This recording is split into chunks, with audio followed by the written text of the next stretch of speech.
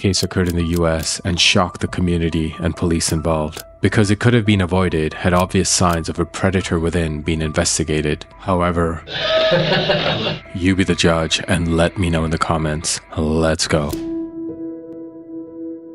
July 26, 2022. 16-year-old Susana Morales has just finished her shift at McDonald's, working alongside her mother, Maria Guadalupe. By 4 p.m., they were back home, the scent of freshly cooked fish filling the air as Maria prepared dinner.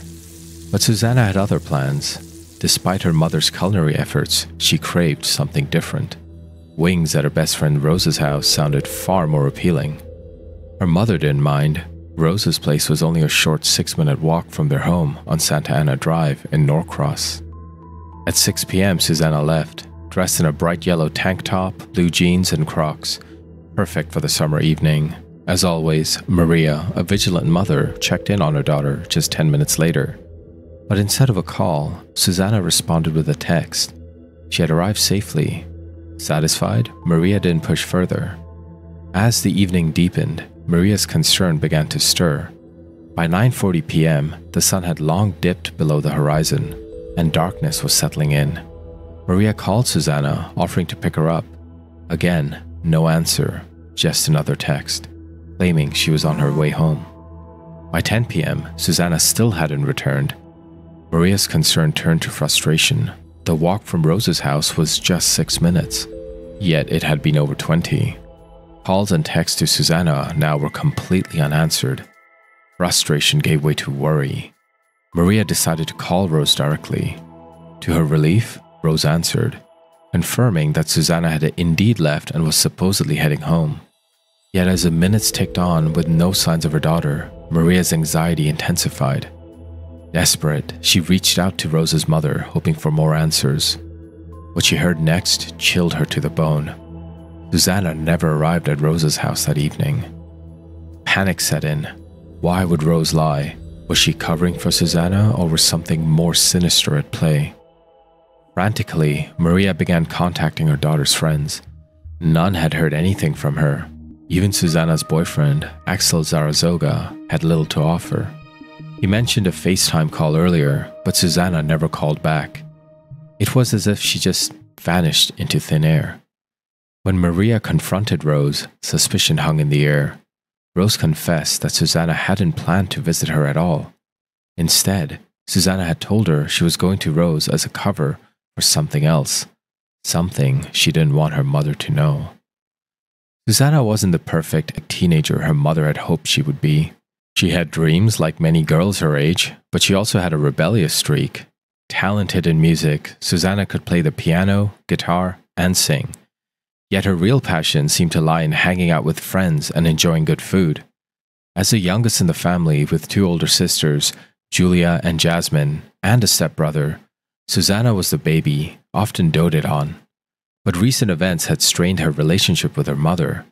Maria had been furious when she called school one day. Susana had been caught smoking marijuana, and this wasn't the first time. Maria had found photos and videos on Susana's phone, showing her with 2 new friends, Kelly and Alyssa, who Maria believed were a bad influence. Unbeknownst to her mother, Susana didn't go to Rose's house that evening. Instead, she went to the Sterling Glen apartment complex on Indian Trail Liban Road to meet Kelly and Alyssa, the very friends her mother disapproved of. They planned to smoke marijuana together. When Maria called Rose, Rose covered for Susana, lying to buy her friends some time. And when Rose eventually contacted Alyssa and Kelly, they confirmed Susana had been with them that evening. However, the apartment complex was less than a mile from Susana's home, and Kelly had even accompanied Susana to the back gates. Susana should have been home by now. Desperation grew. Rose and another friend, Kia, used an app called Life360 to try and track Susana's location. The app showed Susana was on the right path home between 10:07 and 10:21 p.m. But then her location changed. She was now much further away, on Oak Lock Trace near Steve Reynolds Boulevard between 10:21 and 10:29 p.m. It was impossible for her to have walked there in such a short time. She must have been in a vehicle. The situation became even more alarming when Kia received an alert from Life 360, stating that Suzanna had been in a possible car accident and was moving at around 40 miles per hour. But Suzanna didn't own a car, nor did she have a driver's license. Fear gripped the girls. Not wanting to alarm Maria, Rose woke her older sister and they drove to Oak Lock Trace around 10:50 p.m. They searched for 20 minutes, calling Suzanna's name into the night, but found nothing. Dread weighed heavily on their hearts as they returned home. The next morning, at 6 a.m., they returned to search Oak Lock Trace once more, desperately hoping to find some signs of their friend. But there was nothing. No clues, no answers, just an eerie silence from Suzanna's pinged location. Finally, at around 9 a.m., Suzanna's older sister Jasmine and their mother Maria went to the Gwinnett County Police Station to file a missing persons report. The dread that had slowly crept into their hearts the night before now fully consumed them. Suzanna wasn't just late, she was gone, and they had no idea where she could be. But unfortunately for Suzanna's family, the police decided they couldn't open an investigation yet. 48 hours hadn't elapsed since her disappearance. They reasoned that she might have been a runaway who would return or make contact within that time frame. The Gwinnett County Police Department, which handles around 60 missing persons cases each month, faced a difficult task with limited resources. While most cases resolve within 48 hours, this window is also statistically the most crucial in instances of foul play. For the next 36 agonizing hours, Suzanna's family was left to fend for themselves, frantically searching for answers as the minutes ticked by. Suzanna's cell phone, usually a constant source of activity, had gone silent, and her brief, high-speed movement in the opposite direction should have raised immediate red flags. Why would she run away when she was so close to home, especially when everyone expected her to return? Jasmine, Suzanna's sister, managed to locate CCTV footage. Surveillance footage from a neighbor's camera captured Suzanna walking towards their home at 9:40 p.m. This crucial piece of evidence was seemingly ignored by the police when they made their decision not to investigate. Whether this was due to malicious compliance with a supervisor's orders or sheer recklessness remains unclear. Weeks turned into months as the police department issued statements claiming they were exploring all investigative leads, none of which panned out. As the school year resumed, with holidays like Halloween, Thanksgiving, and Christmas passed, the Morales family held on to fading hope. Then, in February 2023, the case finally broke.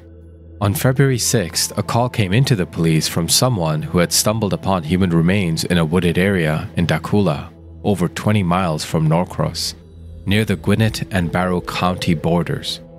The caller had pulled over to take a phone call and wandered down a path in the forest, only to find bones and decomposing flesh.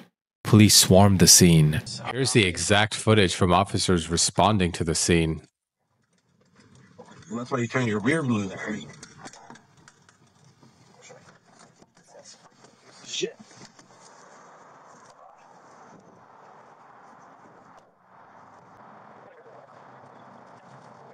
Oh, it's going. How are you doing? I'm saying, we're playing a little walk. It's a little on the yard. Let's go ahead.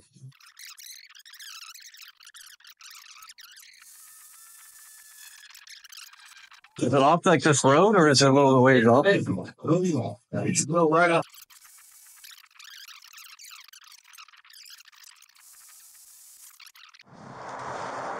The man then points the officers to where the remains are located.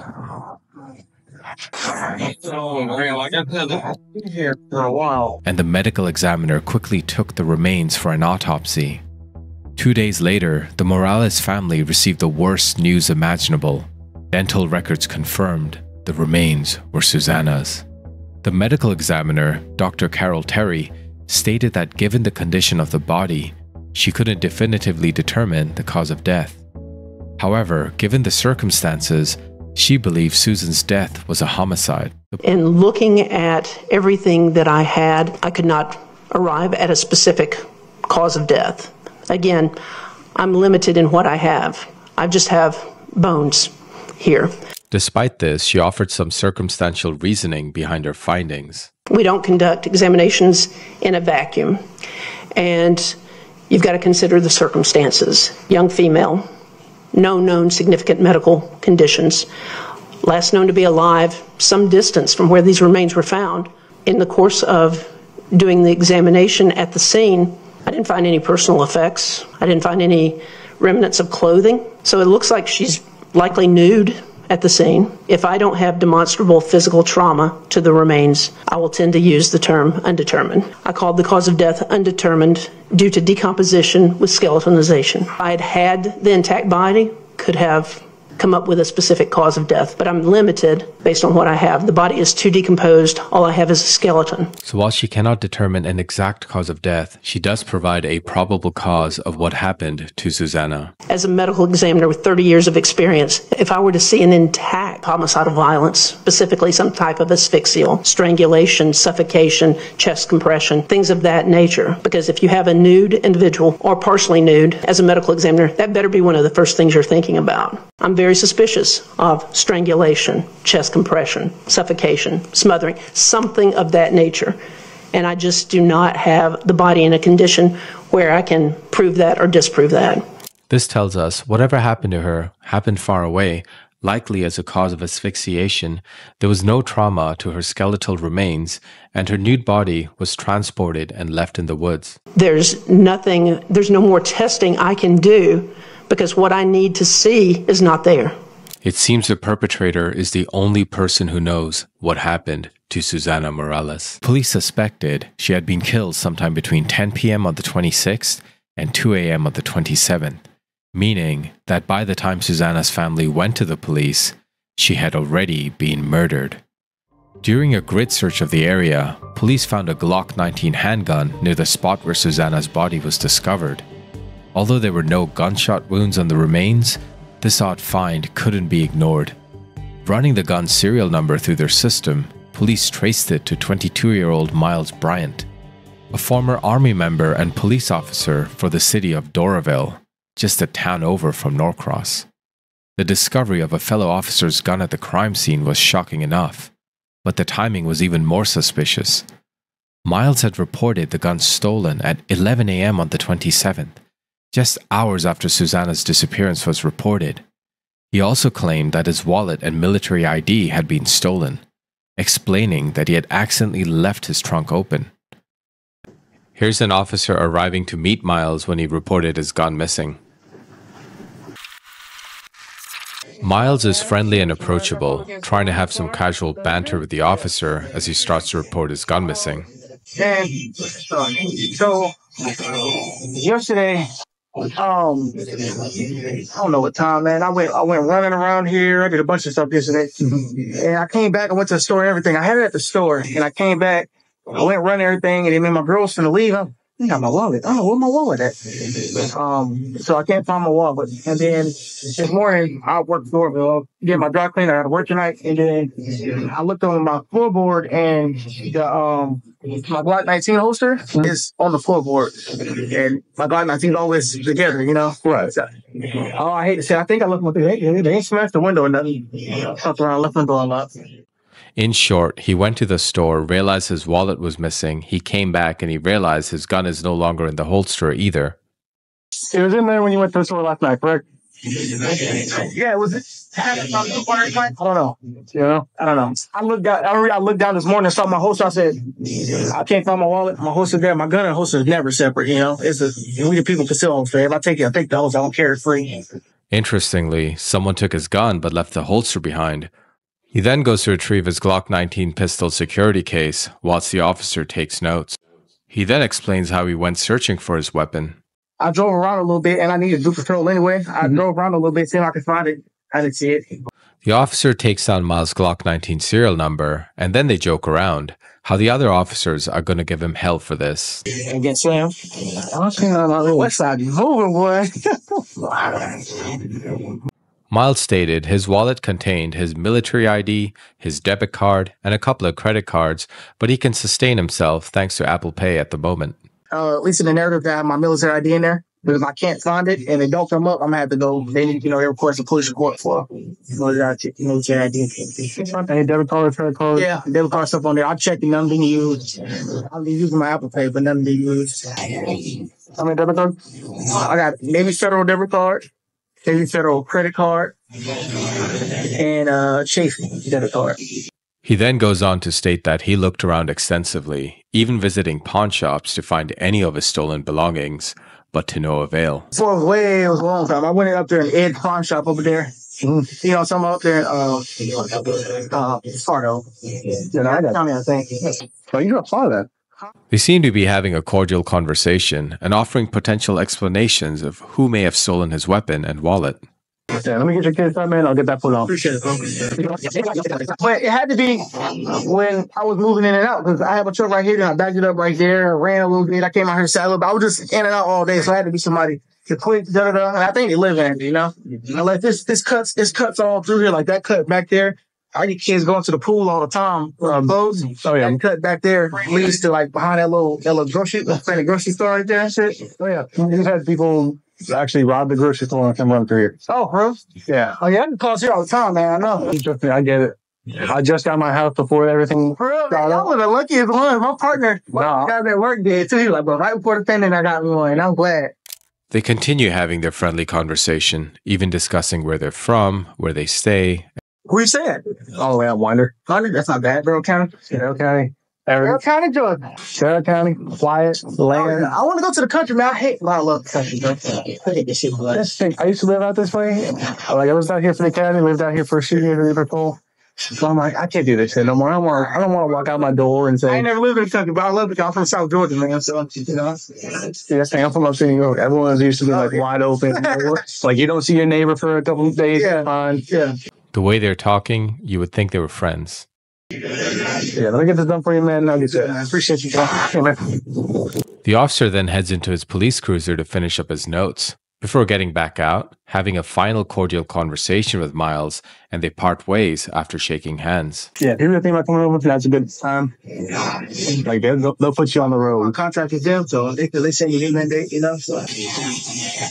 If you need anything, hit me up. I'm more than willing to talk to you. Appreciate it, bro. Hey, hopefully you find your wallet. It's not actually... Yeah, I know. As police pieced together the evidence, it became apparent that this wasn't just a coincidence. Miles Bryant lived at the Sterling Glen apartment complex where Suzanna was last seen. Not only did he live there, but he also worked as a courtesy officer for the complex, an unsettling detail considering his dark past. See, Miles Bryant had a history of disturbing behavior. Elsha Bates, an elementary school friend, testified that Bryant had reconnected with her on September 2022, trying to get back together with one of her friends. However, this creepy behavior and uninvited visits earned him the nickname Miles the Stalker in her phone contacts. Saw him by your dumpster trash area in your complex. Yes, ma'am. I saw him. I was walking to my car. I felt like somebody was watching me. It was pretty late, so I was alert. It's pretty dark. Then I saw F-150 parked by the dumpsters with a dark-skinned male standing outside with glasses on. And what did you do when you saw that F-150 in the mail? I hurried up and got in my car and locked the doors and called my boyfriend, or my ex-boyfriend. So that's Miles stalking her in his Ford F-150 outside her home. December of 2022, did you ever initiate any more contact with Mr. Bryant? No, ma'am. He kept texting me, but I never responded. So Miles clearly can't take a hint. She's not interested. Since knowing him from 5th grade to today, did you guys ever go on a date? Never. Did you ever sleep together? Never. Did you ever express any interest in him? Never. That's 3 nevers in a row, and he's been pursuing her since 5th grade. States the person who was attempting to get into your home, do you see him here in the courtroom? Yes, ma'am. Can you please point him out to the jury? It's pretty bold when the person accusing you in court just looks at you straight in the eyes and points you out in front of everyone. And tell us what he's wearing. An orange button-up with a gray tie. He took his glasses off and he has on black shoes. And you said he continued to text you, so obviously you never blocked him. No, ma'am, I wanted proof. The defense lawyer tried to get her with a gotcha question, but she's too smart for that. He was still on your social media accounts and you never blocked him. I sure didn't because he was stalking me. So the only way for me to prove the fact that he was going to come to my home or even let him know that I was at home so he could come would be for me to leave him on the social media. And I saved messages as well. Okay. Ms. Bates, just for clarification, you said you posted those messages to say you were going out of town to try and set him up. Yes, ma'am. Were you trying to have law enforcement catch him? Yes. The whole plan was to post. I knew that he was stalking me, so I posted stuff like I was going to go out of town, knowingly that he would pop back up the next day or whenever. So just to clarify, what happened here is she sent messages on social media to bait him into showing up at her apartment. What happened next is terrifying, especially for a woman living alone. I waited, and like I said, I did not shoot him. I could have shot through the door. He was kicking through my door, like he was kicking hard. But I didn't. I called the cops. So she got a gun just to protect herself, and she had to do this to show proof. Yes, that's him knocking at her door. That's him trying to enter. Extremely creepy. And that's the door which he broke. In another incident, a woman who knew Miles from high school caught him on the interior security camera breaking into her home, wandering through the rooms as if searching for something. After breaking into her home, Miles appears to be walking around, checking every room. He appears to be looking for her or something. Miles is using his power as a police officer to conduct these crimes. So much for protect and serve. Even more alarming was the testimony of a Quick Trip manager who had let Miles borrow her phone for a few minutes. Unbeknownst to her, he accessed her hidden album and sent a nude photo of her to himself. She only learned of this violation when the police informed her that they confiscated his phone. Cell phone records placed Bryant in the wooden area where Susanna's body was found. Additionally, his vehicle was spotted parked on the side of Highway 316 near the same location. Bryant, who had made 2 anonymous phone calls using the prefix *67, one of which was to his own phone, presumably to test the prefix. The second call was to the number on Susanna's missing persons flyer, where he spoke with Susanna's friend, Esmeralda, or Rose, for almost 8 minutes. Internet searches conducted by Bryant revealed even more chilling details. He had searched for phrases like, "How long does it take a body to decompose?" and "How do you ID by dental records?" It was enough to secure his arrest. Here's some footage of officers arriving to bring in Miles for questioning. Watch how well they handle the situation so as not to tip him off. Yeah, let's play basketball. Sorry. Yeah, you get it, man. We've been all over the complex. Oh, man, you Dorville? Yes. How long was that? Wow. Oh, yeah, good enough. You like it? Yeah. Didn't really know anything. What do you guys think of this man standing in the back? Is it on purpose to stop Miles in case he starts to run? Or am I just overthinking it? Let me know. I really get to sleep up and watching the news. And my brother just literally just moved out. And yeah.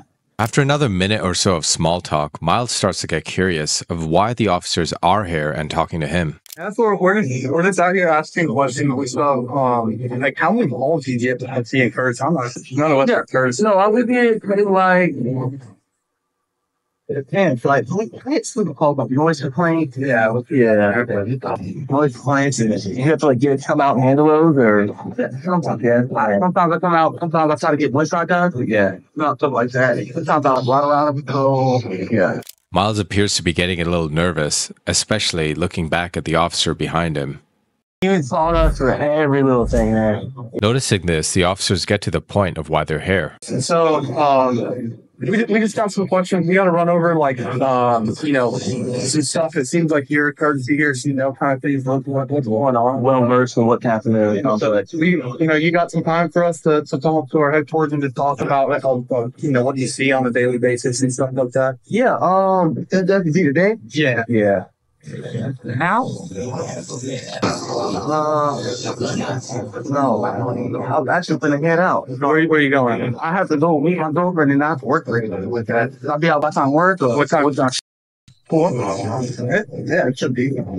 Like I said, we just got some questions that the courtesy officer between you and the leasing office, you guys probably get calls all the day. We're literally talking to everyone here. So we're just trying to document every, you got no leak, man. We're just trying to document everything. That's all we are. No problem. You okay? You got to talking on job day? What's up, you, man? Yeah, we'll be up there. Yeah, you don't got to wait for gas or anything and all that stuff. Yeah, on gas, man.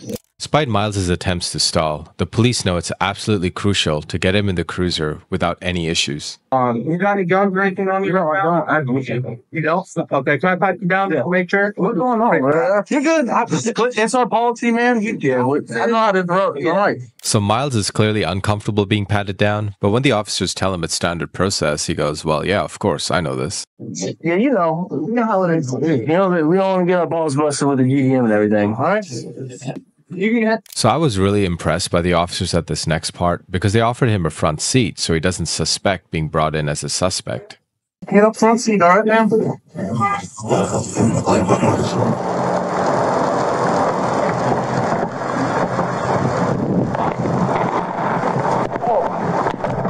After a couple of more minutes of small talk in the car, they finally arrive at the police station.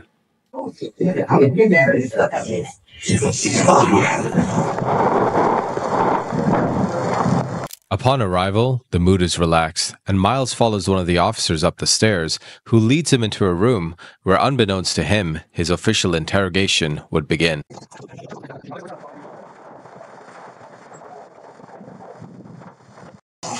Alright, bro, just have a seat. I'll bring that back. I'm gonna get all right. Yeah. If you need anything, just knock, okay?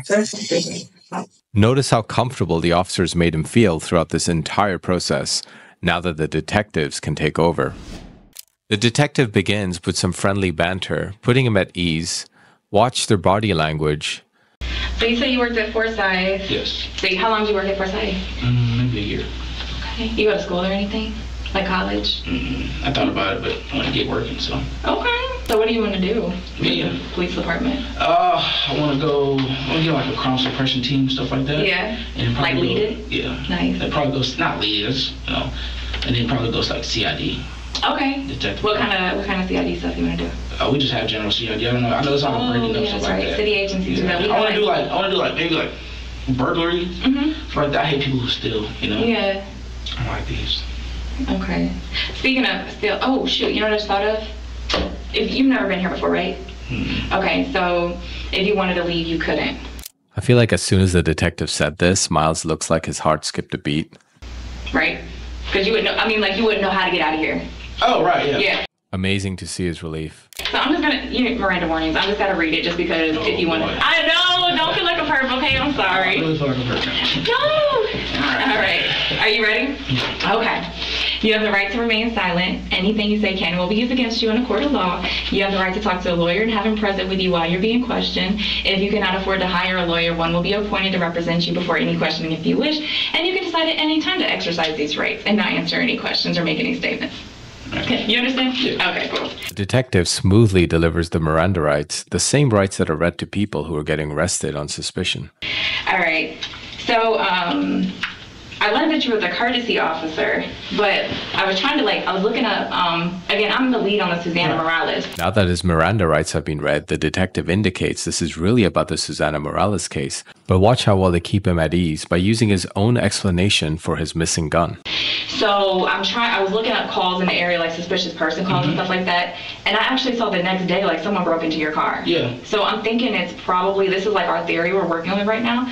We're thinking it's probably going to be related because it was kind of the same night. The person who probably did that to you may know something. So I just wanted to get a little bit more detail, because basically before it was just an entering auto report. Yeah.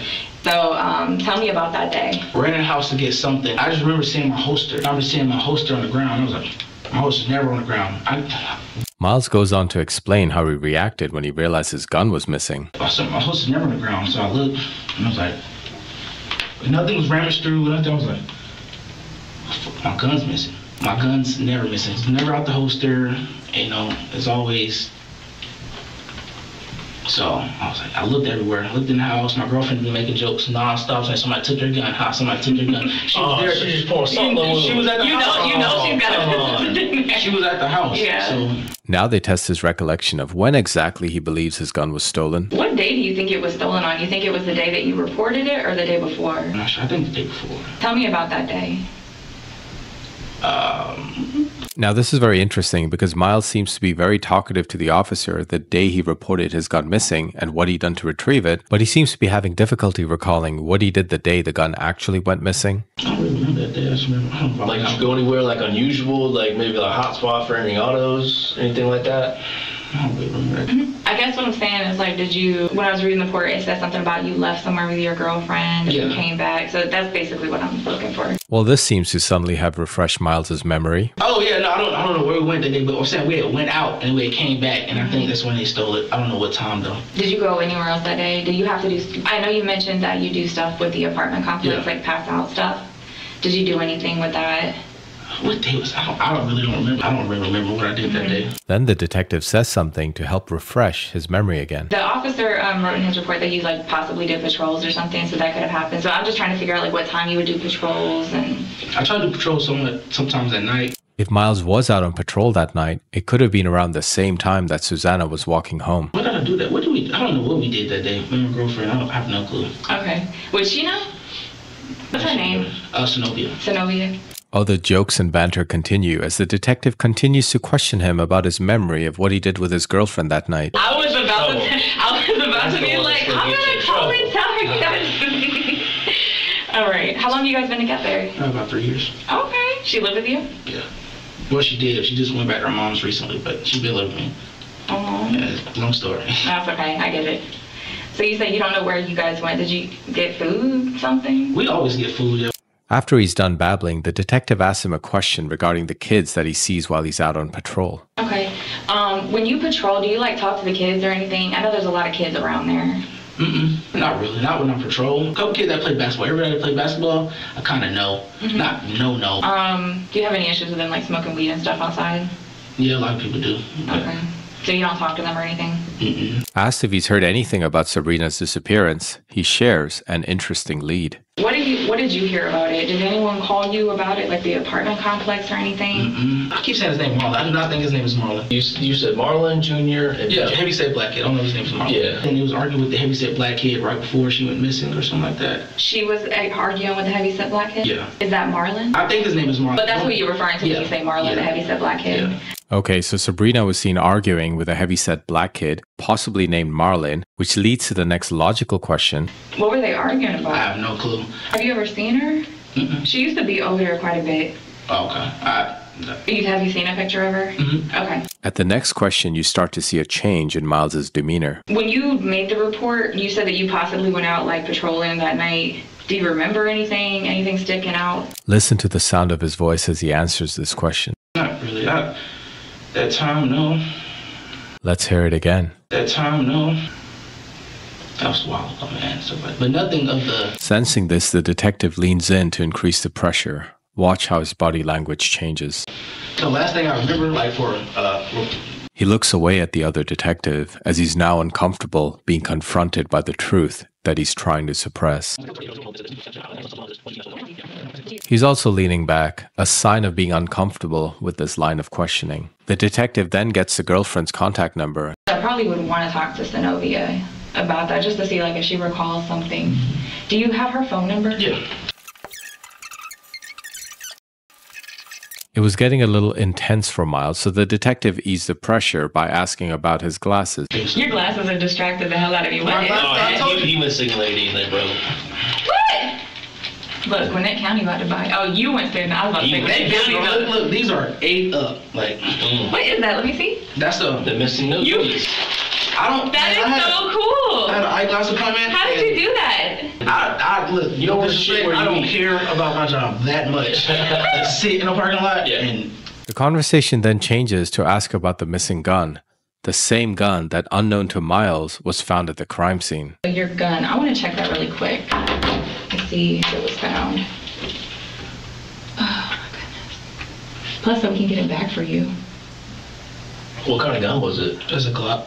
Glock? Yeah. Like a new one, or because they just came out with the Glock 47. No, it was a Glock 19. Glock 19. I love that because, man, I miss it. Look, I'm not judging you. I literally been there, done that with you and your girlfriend. Yeah. You didn't leave the complex ever? She didn't have your location? No, she didn't have my location, but I used to drive around like a lot. Yeah. No, there was like a movie, or not a movie, there was security footage that the family went and got, and it looks like, I was wondering if maybe that was like you sitting in the parking lot, because it's really close to the exit, and it would make sense like if you were sitting there, just like watching, but you're patrolling, I get it, but also like listening to your girlfriend, because that's what I would do.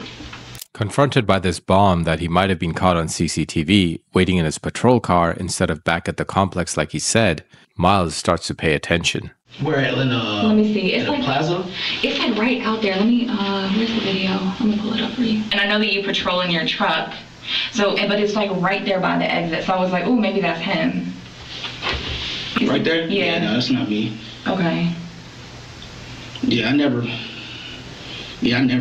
went to what is that, the gas station? I don't even know what it is. The family got it. Oh, yeah, no. We're doing everything we can to figure out this girl. Have you watched the news? Then Miles is told that his gun has finally been found. Basically, my sergeant just confirmed, so we did find your gun, actually. Yeah, so that just like raises suspicion even more. Not with you, but like I think it's the same person who probably, because it wasn't listed as stolen before, but I couldn't figure out who had found it. But you watched the news, you know we found Susanna. But there was actually a gun found out there too. For real? Yeah. Considering how the gun was found next to Susanna's decomposing body, the look on Miles's face says it all. And it's the same serial number. He just verified it. It's crazy. I know. So help me walk through it a little bit. Like help me some kind of way. Did you ever go out there do you know where she was found? Do you ever go in the woods and stuff out there? In the woods, no. Is there any reason why you would have dropped it out there maybe? No. Do y'all do any training out there or anything? No, not over there at least. Okay, that's so crazy. Wow. So you only go over there when you have to go to drill and stuff. Yeah. So his gun has been found in the woods, but Miles here has been shitting himself because he knows the truth. And now? I mean, that's a crazy coincidence. Yeah. Because I think it got stolen from you the same day, so it's probably someone that was walking around out there. Yeah. Notice how they never confront him directly. They keep it cordial and just keep asking questions. So it's probably someone that was walking around out there. Yeah. Think about, that's really weird. Try to think hard with me. Even if it's like a pattern that you normally do. I really need you right now. Did you know her at all, Morales? Nothing? Nothing at all. Never saw her like playing basketball or anything with the other kids? Never. I didn't recognize her at all. That is crazy. Well, good news, we have your gun. Yeah. At least it's not in the hands of some criminal, you know? Yeah, at least it's found. That doesn't look like a face of relief, if you ask me. If the gun's been found, shouldn't he be really happy? So were you watching your girlfriend at that point already? I think so. I mean, July, I don't know. I think so. Also, now he's not sure if he was with his girlfriend, even though he said he was. Interesting. When was the first time she cheated on you? It's been probably back and forth months, and I don't know, it's months. So since y'all been together like 3 years, right? Yeah, it's been months. The detective's ability to put him at ease while also peering deeper is absolutely amazing. But you're young. You're like, I feel so different. Like I thought I got married when I was a little bit younger than you. Probably like 20, and then now it's like we're completely different people. So take a break. You never know. Maybe that's what y'all are doing now with the thing. So look, I want to be like doorbell police officer, help us solve the Suzanna Morales case. Think of anybody that was out there that night, because I know you were out there patrolling that night. Think of anything. Once again, when asked about that night, he leans back to using his girlfriend and the alibi that hasn't worked for him so well so far. That's all I can really think of. Me and my girlfriend actually arguing that night, just driving around. What were y'all arguing about? I got caught up with my side piece, and it's been back and forth. And that was around the same time. I think I just got back from Florida or something. That's around the same time. How do you get caught up? My own story. No, you got me invested now. Now I need some tea. Tell me. When I went to Florida, I told her I was on a SWAT trip. Yeah, she found out with the girl. I was saying the pictures and stuff. So. The detective doesn't give an inch. He mentions pictures, and immediately she asks, You never let them take pictures of you. I was getting bad. It was stupid. Getting back at her. Okay, and then she caught you, and the other girl posted it on social media. and then y'all were fighting about it. Did y'all fight while y'all were out? No, it's every day. Every day. I say it's every day. Every day. It doesn't take a genius to see how nervous he is. He's only said every day about 3 times in a row. Yeah, I know you said you remembered that you were fighting with her that night. Yeah. So I'm just curious, like, what made you remember that part? Do you remember it because you remember a certain place? Like, what triggers that memory? That night when you said patrolling and stuff like that, I remember that night was just riding around. I was mad at her and stuff like that. So Miles here is starting to break because he's mad at her for cheating on him, even though he just cheated on her. And we was at chill. I ended up doing a report and everything. You did a report? I did a report right there. For what? Oops, looks like he just admitted to doing a report, even though minutes earlier he had no recollection of what he did that night. Oh, you were working? Oh, no, I wasn't working. I was in my personal truck, but I had my laptop because I ride around. When I get mad, I ride around, do reports, ride around, do reports. Remember that truck he said he was not in? Now he's in there filing reports. So you were working that time? You didn't have like AT or anything? Yeah, I was on, regular. Regular work? Yeah. Okay. Do you know did you work that night?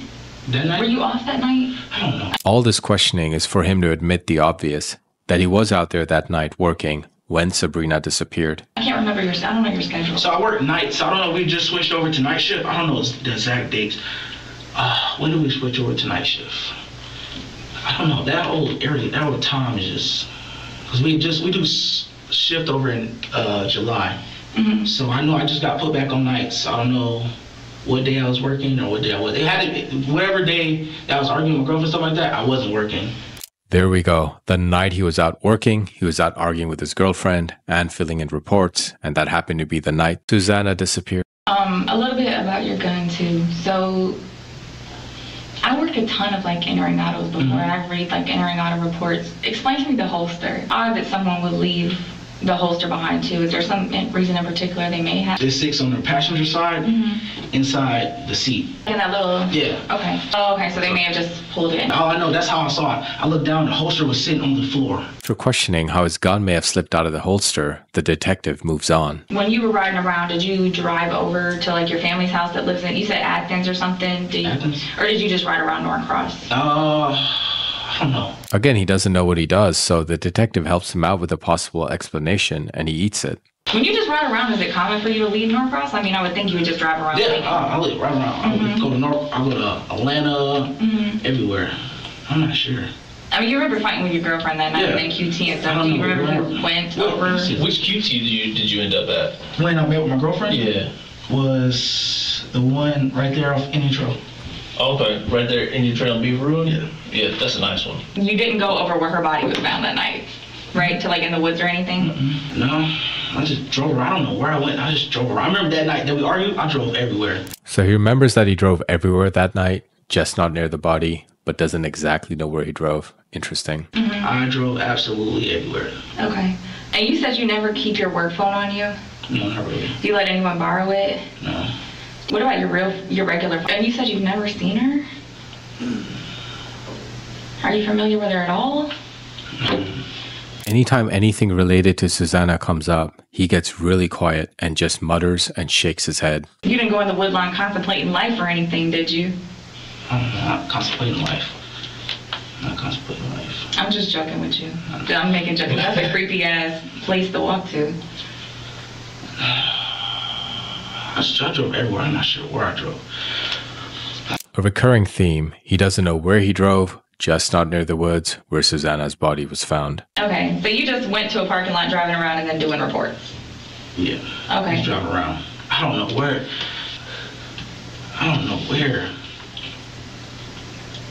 I was still in our area. I don't know where I was driving. She tried to chase me. Yeah, she tried to chase me. She tried to chase me with her car. Interesting, his girlfriend tried to chase him, but he stayed in the area, something the detective managed to pin him down on. So y'all stayed in the area? Yeah, me and her stayed in the area. I remember she chased me, like the Jerry Springer episode. I don't know if this will help, but she chased me into an apartment complex. On the main entrance, not the exit? Exit entrance is on Singleton, and there's also an entrance on Indian Trail. I'm not sure. I think it's the main entrance. But she chased me into there. I remember her car was behind me. I had bagged up. She thinks I'm sleeping with a girl over there. The whole time I saw her, I was trying to get away from her. So I bagged everything. She literally blocked my car in, put the headlights, see through my truck, got out, and was like, oh, who girl? It was just because she saw it in the truck. It was just me in the truck. And she's talking about, who girl? Despite Miles's very colorful explanations, the detectives don't actually care about his personal life. They're trying to determine exactly what he was doing that night. Getting away from her. Oh, so you don't have a girl that's over there? No. Where's the Florida girl live? Oh, she lives on not Ackworth. Now he seems to have very clear memory of his girlfriend chasing him around in vivid detail. So I know that you heard about it. Did you research it at all? Because we sent out bolos, which I probably got. I haven't seen any bolos from y'all, stuff like that, but I just seen the news. Okay, you didn't look up it at all? Like you didn't look it up at all? What you mean look it up? The case status or anything? Not. I know, like, you live in the area. You look. Like on my work computer? No, or your personal phone, like social media, anything. So like missing girls, stuff like that. I saw that, but okay, you saw it on what? Just Google. Okay. Despite receiving bulletins about a missing girl in the area that he works in, he hasn't shown much interest other than looking it up on Google. And then y'all just played Chase the Boo until y'all went home? No. Who went home first? I don't know, but I know I lost her and I just drove around. This sounds bad. This sounds terrible. I know this sounds bad. Miles is starting to realize he can't keep up with these lies and starts to feel sorry for himself. My gun was found in that area, technically was in that area, stuff like that, So, I mean, it sounds bad, but I don't think you have anything to hide. I think you're a good person.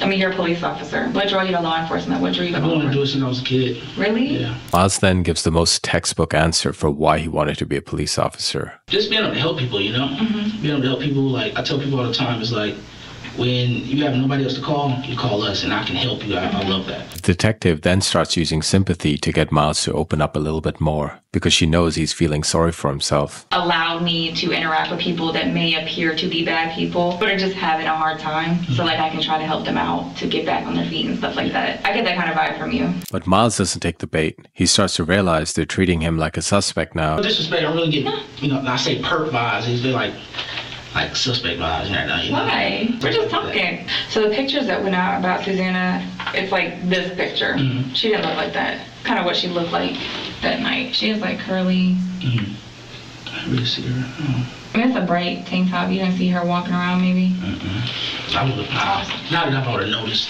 Okay. I mean, she's a pretty girl. Nah. Realizing she's not going to get Miles to admit to anything, the detective takes a more direct approach. Miles.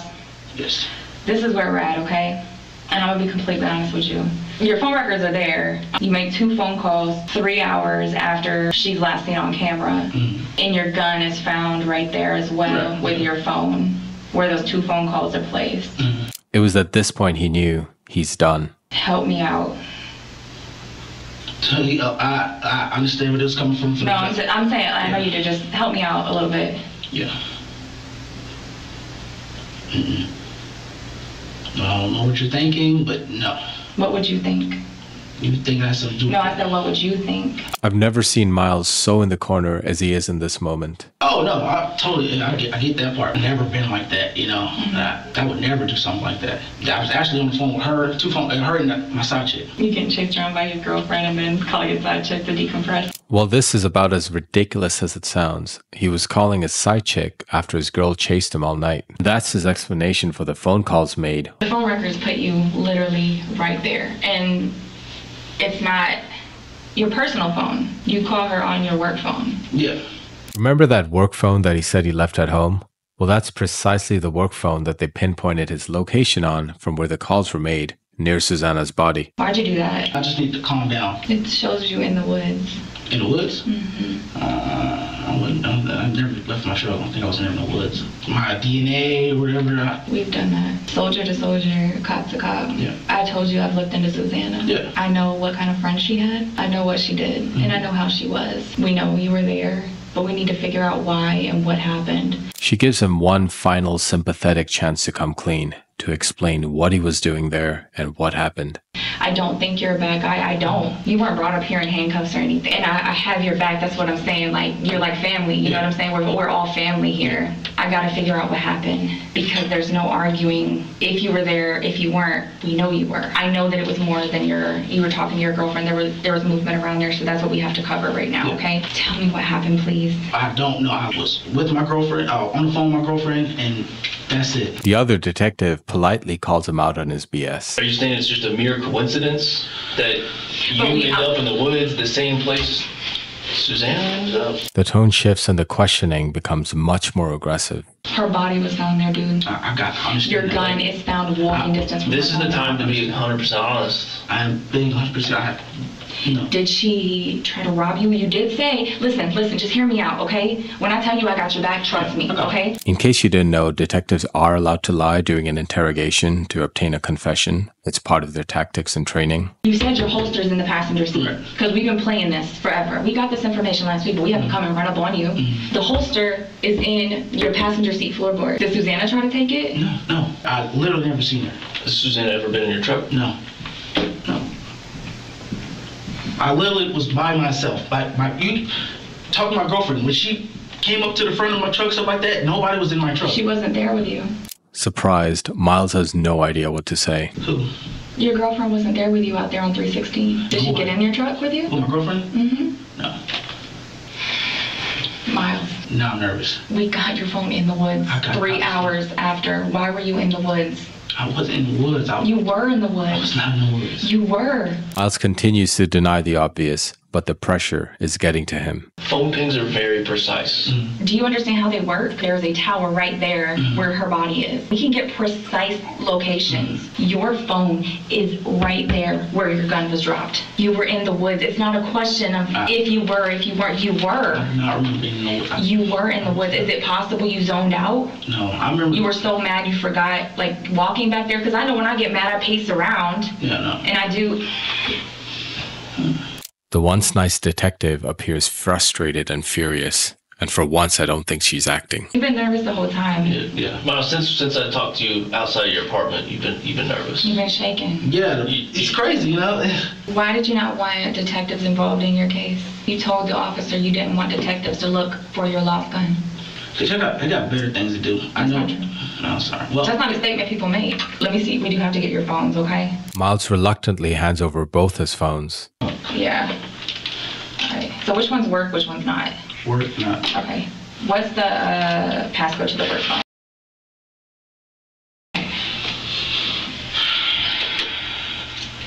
As one of the detectives leaves the room, Miles begins to panic as the gravity of the situation weighs heavily on him. God, bro, what? So, what's going to happen if there's going to be a forensic downloads done on those phones? You can't delete anything off of them. Yeah.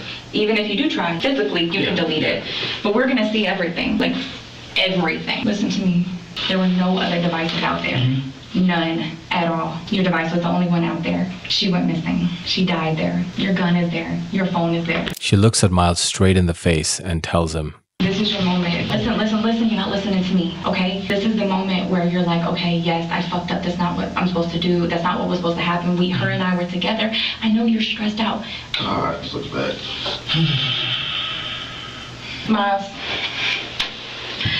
I'm getting frustrated. Detective tries a different approach by reminding him of what they already know. Because I feel like you think I'm lying to you. No, I believe. Really. Because maybe I am wrong about you. Maybe I'm wrong. Now psychological tricks to pierce his conscience. You also tried to get into a girl's apartment off Annistown. I did not do that. You didn't? Oh, your phone was just casually there too? This is brilliant. She brought up another incident where he tried to break into a girl's apartment. It surprises me how he even became an officer in the first place. How did he pass his background checks? She lied. So what was you trying to do? I was talking to her. You didn't try to open her door? You didn't answer my question. You didn't try to open her door? Yes. Fight you over? No. So you just show up to this girl's apartment and try to break in. That's how it looks, right? Yeah. You're just the victim in all this. You just casually be in all these situations where you're just casually in the wrong place at the wrong time. That's what you're telling me. No, I take a minute, take a breath. You gotta stop. Put me as a suspect in this. It's okay. Take a breath. Take a deep breath. We want to give this family closure. I understand that. Your gun's there. Your phone puts you in the woods. You're not a bad person, Miles. This is not just an effect on you. This is an effect on all officers everywhere. I know. It's not me. It's not me. If you were me, what would you do? I understand it. I don't know. Nothing to do with that part. You can ask my girlfriend. When nobody was with me. Then they shared another fact that surprised him, that they knew what he was doing a month after she disappeared. How do you explain your truck being parked in front of Susanna's house a month after she went missing? What you mean? Your truck is sitting outside Susanna's house. Where does she live? I sit outside her house. Where does she live? He continues to act dumb, but he said enough to incriminate himself. Like just sitting there? Mm-hmm. I don't even know where she lives.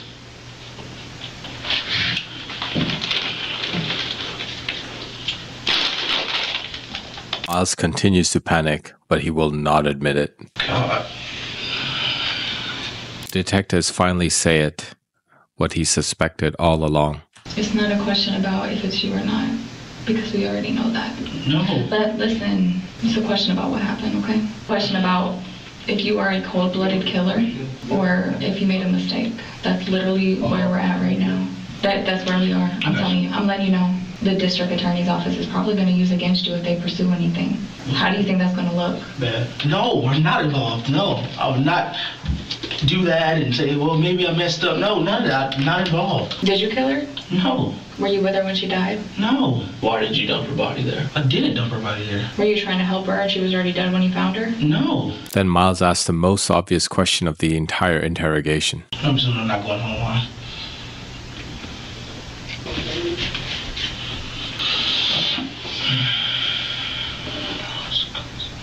And how we feel when we... No, I'm not mad at you. We find her, we find your gun out there, then your phone's there. No. I mean... Then they showed him proof of his vehicle parked outside.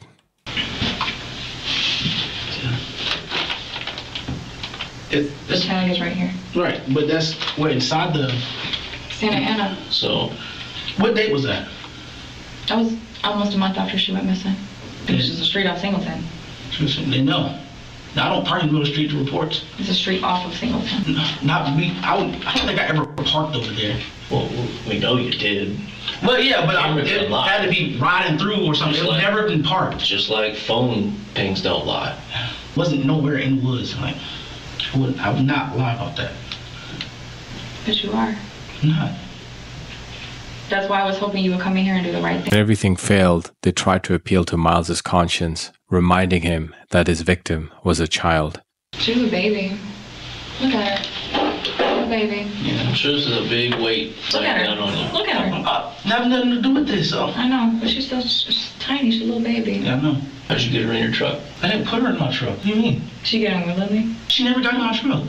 Did you offer her a ride back to the apartment complex? No, none of that. So you didn't have any information on her, right? No. At all? Not really. Okay, so when I told you we got your phone records, right? Yeah. From June 15th to July 15th to August 15th, there were 67 incoming and outgoing calls from your phone, right? Of those, 3 of those were star 67 calls. Watch his reaction for the next part when he's confronted with suspicious phone records that night. 2 of them were made on July 30th, that night. Not the night the incident occurred, but the night of July 30th. One was to the first phone number that you just gave me. The next number that was placed with star 67 was to Esmeralda, the phone number that was posted everywhere for information. Miles is about to be called out on his biggest lie, that he knew nothing about Suzanna. Then why did he call the number on a missing poster? Oh, right, yeah. Information to give. Why did you call that number on a blocked number? Oh, because I don't want them to have my number. But I was trying to see if it was anything inside the neighborhood. Why? That's when I was gun-ho courtesy officer. I really didn't care, but gun-ho courtesy officer. That's a sister, right? I thought it was a sister. But yeah. How'd you get that number? It was posted everywhere. Where? Instagram and everything. Okay. Trying to see if it was hurt anything or anything, like maybe somebody in the complex or something. Let's go back to the phone call when you called Esmeralda. What was the conversation like? I don't remember. I was like, got this number off a post, just want any information on what happened, stuff like that. God, this is great. So it was a pretty long conversation. It was a 6-minute phone call you had with Esmeralda. He was just explaining everything. I mean, because you just gave me a rundown in like 10 seconds. Tell me, what's everything you've seen on the news? She said that she was walking home from a friend's house. On the news, or what she told me? What she told you? She said she was walking home from a friend's house. Miles once again returns to his good old tactic of stalling and talking gibberish. Something about location. What location? Her location. And I can't remember exactly what she told. I know I'm mixing what I heard from the news and her up. I mean, that's a big deal. Elaborate a little bit for us. No, she told me she was walking home from a friend's house and location and stuff like that, and the phone crashed or something like that. What'd she say about the phone crashing? Make any other star 67 call. Why would you block your number for her and not anybody else? Because technically that's for work. Oh. I don't know what I did. I probably did by because you wanted to make sure it rang star 67. No, I know it. Sorry, I did that before. You didn't accidentally call yourself before. Suddenly, Miles has nothing to say. He's processing because the detective made such a strong point. On your records? That's not a normal thing. Everything is not looking good. Was that crash report because you threw Susan's phone out the car? No. What? No. The reason the detectives are so interested in this crash is because it's referring to the Life 360 app, which indicates that Suzanne came to an abrupt halt or her phone was thrown out of a moving vehicle. Miles then gets into an awkward stare-off with one of the detectives.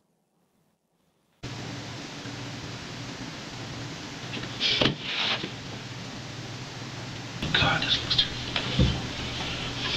You know what's going to happen next? What?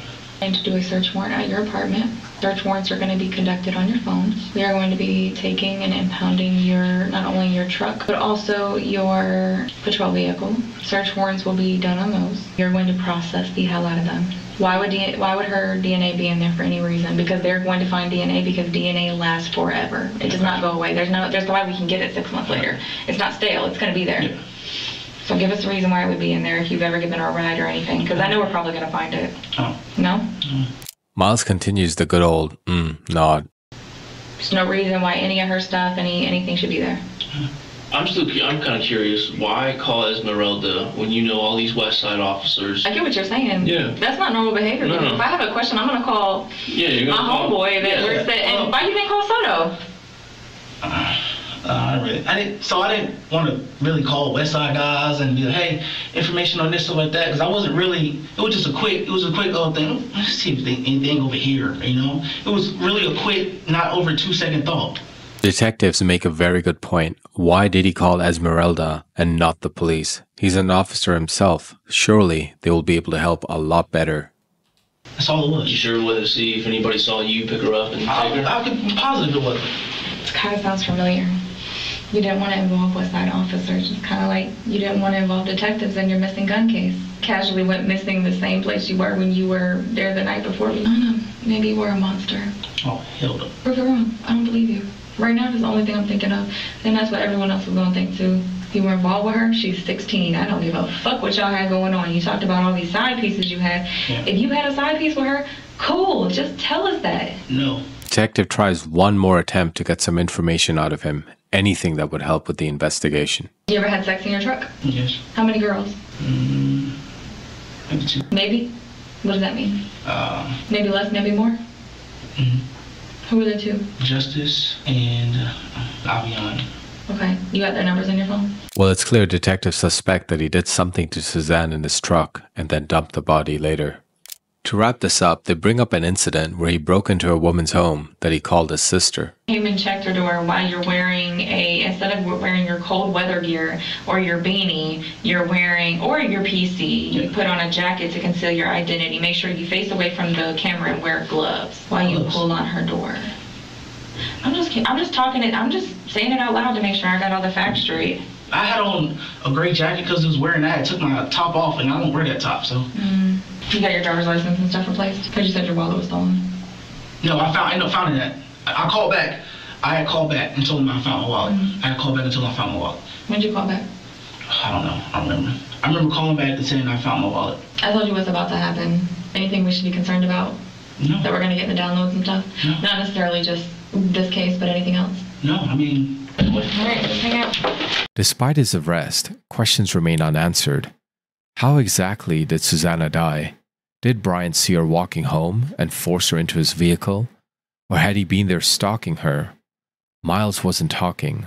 This is the lieutenant officer who assigned this case to the detectives when the family reached out to him, showing that on the Life 360 app, Sabrina was moving in the opposite direction from home at 40 miles per hour. I have a daughter the same age, and my wife is Hispanic, and it really touched me that I felt that it was my duty to try to find her, because I know that feeling of being a parent and very worried about your child. In court, the detective recalled what made them suspicious of Miles Bryant in the first place. It transpired that identified Mr. Bryant as somebody that you wanted to talk to?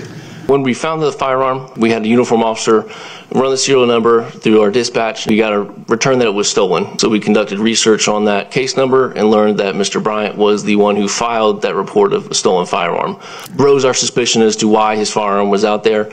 And then from there, we know we needed to talk to him. As we were pulling through the complex, we saw Mr. Bryant walking out of his apartment, and we hopped out and started talking to him. The detective immediately identified signs of nervousness when picking up Miles Bryant. Did you observe any signs of nervousness? Yes, sir. Almost immediately when we began talking to Mr. Bryant, his hands were almost uncontrollably shaking. His breathing was elevated, and you can see his chest rising and falling. And then in the car on the way, while we were continuously having a dialogue, he kind of leaned his head up against the side of the car and attempted or tried to take a nap. Detective Angela Carter, who led the interrogation, broke down in court.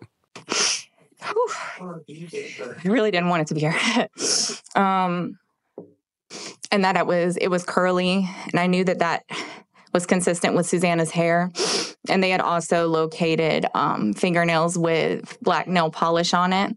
And they sent me some pictures of it, and it was chipped black nail polish. And I knew from reviewing social media posts that Alyssa and Kelly made the day that she was killed, that she had chipped black nail polish.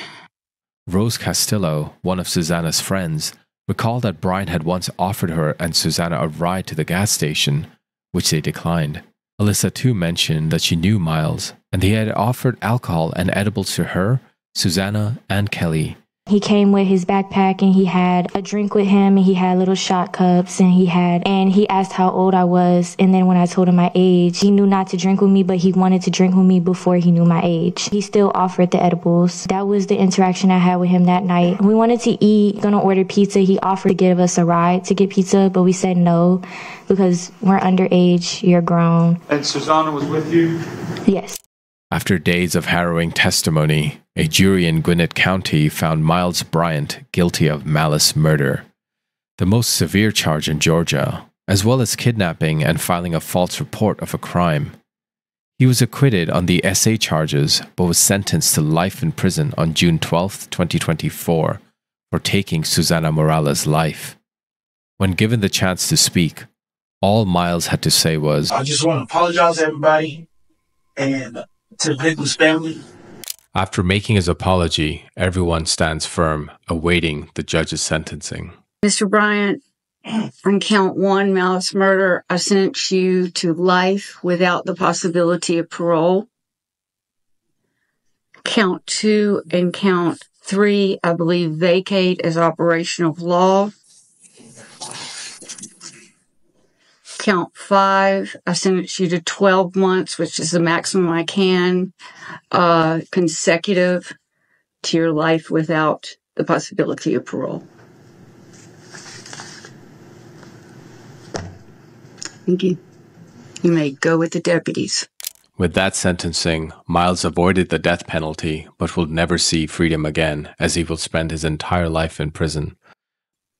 For Susanna's friends and family, moving on seems impossible. In their grief, they've turned to action, filing a wrongful death lawsuit against the Sterling Glen complex.